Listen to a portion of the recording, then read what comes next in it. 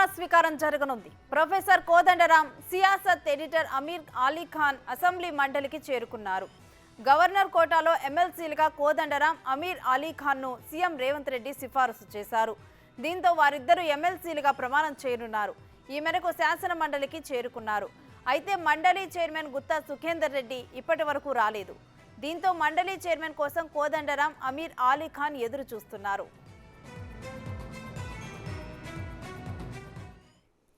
ఇక ఇదే అంశానికి సంబంధించి మరింత సమాచారం మా ప్రతినిధి వెంకట్ అందిస్తారు.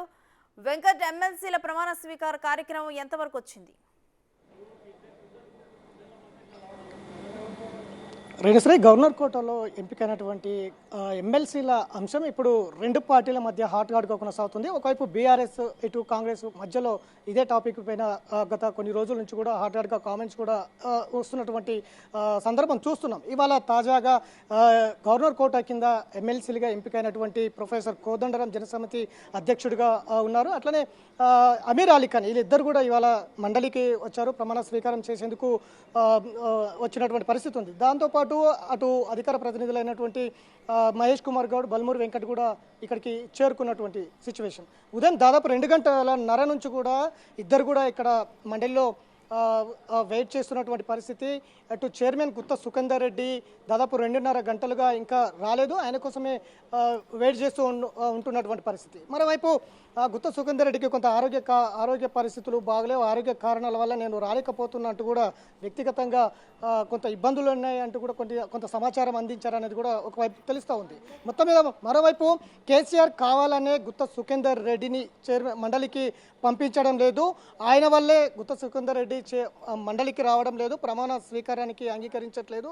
ఆయన ఒత్తిడి వల్లే చైర్మన్ వెనుకకు తగ్గారనేది ఒకవైపు వినిపిస్తున్నటువంటి సందర్భం కనిపిస్తుంది. మొత్తం మీద 2.5 గంటల పాటుగా మండలిలో ప్రొఫెసర్ కోదండరాంతో పాటు అమీర్ అలీ ఖాన్ వీళ్ళిద్దరు కూడా 2.5 గంటల పాటుగా మండలిలో కూర్చున్నారు. చైర్మన్ వస్తారు, ప్రమాణ స్వీకారం చేస్తారనేది ఒకవైపు కొనసాగుతూ ఉంది. మరోవైపు ఇది కొంత కోర్టులో కూడా కోర్టుకు వెళ్ళినటువంటి సందర్భం ఉంది. 8వ తారీఖు విచారణ కూడా ఉంది. గత 3 రోజుల క్రితమే కోర్టులో విచారణ కొనసాగింది. చీఫ్ జస్టిస్ అలోక్ ఆరాధే నేతృత్వంలో విచారణ కొనసాగింది. గవర్నర్ ఇచ్చినటువంటి ఏదైతే ఎమ్మెల్యే కోట కింద ఇద్దరిని ప్రకటించింది కాబట్టి దాని మీద మేము జోక్యం చేసుకోలేము, అది గవర్నర్కే అప్పచెప్తున్నామంటూ కూడా హైకోర్టు తీర్పునిచ్చింది. మరోసారి 8వ తారీఖు విచారణ చేస్తామంటూ కూడా ఇచ్చింది. గతంలో బీఆర్ఎస్ ప్రభుత్వంలో ఉన్నప్పుడు గత సంవత్సరం ఇద్దరిని ఎంపిక చేసింది బీఆర్ఎస్ ప్రభుత్వం గవర్నర్ కోట కింద. ఒకటి దాసోజు శ్రవణ్తో పాటు కుర్ర సత్యనారాయణ, వీళ్ళిద్దరిని కూడా ఎంపిక చేసింది.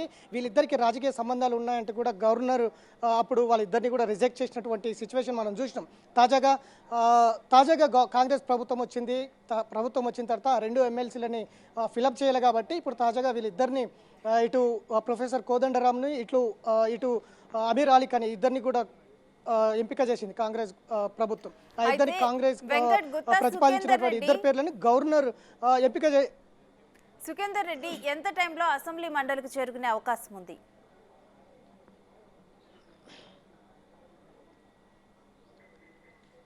గుత్తా సుఖేందర్ రెడ్డి ఇప్పటికే ఆయనకు ఆరోగ్య కారణాలు ఉన్నాయి, రాలేకపోతున్నాను, గొంతు కొంత ఇన్ఫెక్షన్ ఉంది, ఉదయమే హాస్పిటల్ చూపించుకున్నాను, అందుకే రాలేనటువంటి సిచ్యువేషన్ ఉన్నాయని ఒకవైపు గుత్తా సుఖేందర్ రెడ్డికి సంబంధించిన కొంతమంది వ్యక్తిగతంగా చెప్పినటువంటి పరిస్థితి ఉంది.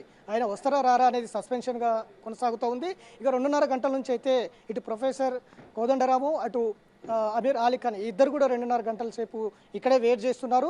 ఆయన వస్తారు అనేది ఒకవైపు వినిపిస్తున్నప్పటికీ మరోవైపు వ్యక్తిగత కారణాల వల్ల రాలేకపోతున్నా అనేది అయితే కొనసాగుతూ ఉంది. మరికొద్ది సేపట్లో ప్రొఫెసర్ కోదండరాంతో పాటు అమీర్ అలీ ఖాన్, ఇటు మహేష్ కుమార్ గౌడ్, బల్మూరి వెంకట్ కూడా బయటికి వచ్చి మీడియాతో మాట్లాడే అవకాశం అయితే కనిపిస్తుంది. ఇవాళ ఎమ్మెల్సీ ఇద్దరు ప్రమాణ స్వీకారం ఉంటుందా లేదా అనేది అయితే కొంత సస్పెన్షన్గా ఉందని చెప్పుకోవచ్చు. Renusri. Right, thank you Venkat.